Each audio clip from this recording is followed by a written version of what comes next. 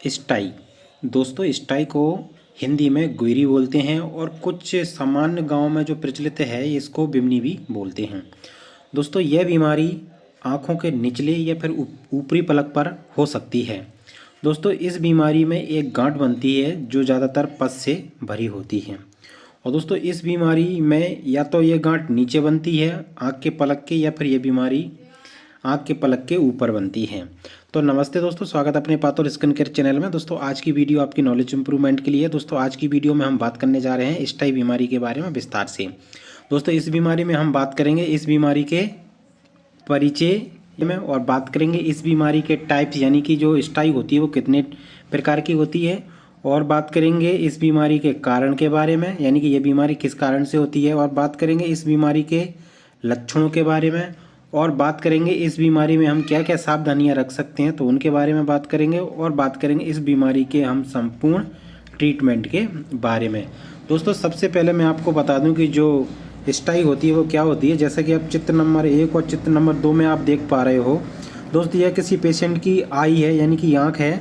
तो दोस्तों यह बीमारी जैसा कि आप यहाँ देख पा रहे हो ये गांठ के रूप में है जिसके अंदर पस भरा होता है। दोस्तों यह बीमारी पलक के निचले हिस्से और पलक के ऊपरी हिस्से पर भी हो सकती है।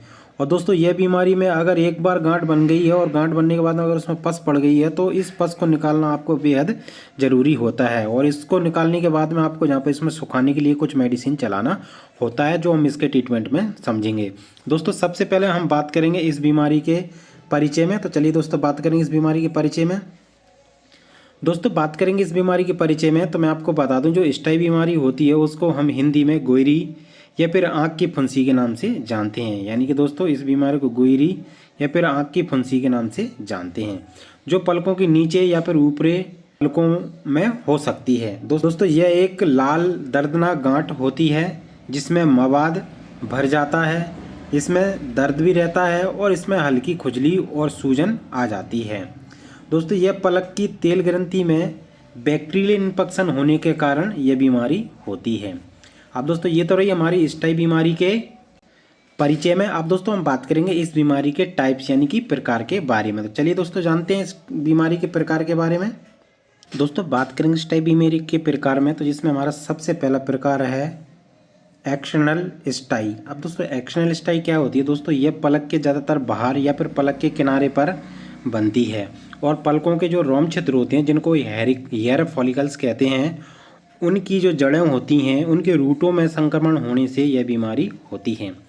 दूसरा प्रकार है दोस्तों इंटरनल स्टाई। अब दोस्तों इंटरनल स्टाई में क्या होता है कि ये पलक के अंदर बनती है, यानी कि जो गांठ होती है फिर यह बीमारी होती है ये पलक के अंदर होती है, और पलक की जो तेल ग्रंथियाँ होती हैं जिनको मीबोमियन ग्लैंड बोलते हैं उनके संक्रमण के कारण होती है, जो बाहरी स्टाई से अधिक दर्दनाक होती है। यानी कि दोस्तों जो इंटरनल स्टाई होती है इसमें एक्शनल स्टाई से ज़्यादा दर्द और काफ़ी ज़्यादा खतरनाक होती है। अब दोस्तों ये तो रही हमारी स्टाई बीमारी के टाइप्स में। अब दोस्तों हम बात करेंगे इस बीमारी के कारण यानी कि कॉजेज़ के बारे में। तो चलिए दोस्तों जानते हैं। दोस्तों बात करेंगे स्टाई बीमारी के कारण, तो मैं दोस्तों आपको बता दूं इसका सबसे बड़ा और मुख्य कारण बैक्टीरियल इन्फेक्शन होता है, जो कि पलक की जो तेल ग्रंथियां होती हैं या फिर पलक के जो बाल होते हैं उनके जो हेयर फॉलिकल्स होते हैं, हेयर फॉलिकल्स में अब कौन सा बैक्टीरिया होता है दोस्तों उसको समझो। उसमें स्टेफिलोकोकस ऑरियस नामक बैक्टीरिया का जब संक्रमण होता है, अब ये संक्रमण क्यों होता है तो उसको समझो। यह संक्रमण ज़्यादातर खराब स्वच्छता मतलब जैसे कि जो व्यक्ति होते हैं वो गंदे हाथों से आँख को बार बार छूते हैं, और दोस्तों ऐसे व्यक्ति जो रात में मेकअप लगाकर, यानी कि जो स्त्रियां होती हैं वो रात में मेकअप लगाकर सो जाती हैं उसको नहीं हटाती हैं। अगला है ब्लेफेराइटिस एक आंखों की सूजन होती है तो उसकी वजह से भी ये बीमारी होती है। अगला है अवरुद्ध ग्रंथियाँ मतलब जहाँ पर जो हेयर फॉलिकल्स होती हैं वो किसी भी कारणवश से अवरुद्ध हो जाती हैं, ब्लॉक हो जाती हैं, तो उनकी वजह से भी यहाँ पर स्टाई बीमारी देखी जाती है। अगला है कमज़ोर इम्यूनिटी सिस्टम मतलब होता है लो रोग प्रतिरोधक क्षमता। तो जब किसी व्यक्ति का लो या कमज़ोर रोग प्रतिरोधक क्षमता होती है तो उसकी वजह से भी यहाँ पर यह स्टाई बीमारी हो जाती है। अगला है तनाव जैसे कारकों से यह बीमारी बढ़ती है, जिससे पलक पर लाल दर्दनाक मवाद भरी गांठ बन जाती है। अब दोस्तों ये तो रही हमारी स्टाई बीमारी के कारण में। अब दोस्तों बात करेंगे हम इस बीमारी के संपूर्ण लक्षणों के बारे में। तो चलिए दोस्तों बात करते हैं इस बीमारी के लक्षणों में। दोस्तों बात करेंगे इस बीमारी के लक्षणों में, तो इसमें हमारा सबसे पहला लक्षण है पेन एंड स्वेलिंग। दोस्तों ये बीमारी का सबसे मेन लक्षण है। इसमें क्या रहती है, आँख के निचले या फिर ऊपरी पलक में सूजन आ जाती है और साथ ही जो सूजा हुआ जो भाग होता है, यानी स्टार्टिंग में सूजन आती है याद रखना, और जो सूजा हुआ भाग होता है उसमें काफ़ी तेज पेन रहता है। अगला है पस पॉइंट। याद रखना दोस्तों, जिस एरिया पर सूजन आती है उस एरिया के बीचों बीच में पस से भरा हुआ एक गांठ बन जाती है, यानी एक पॉइंट सा दिखने लगता है।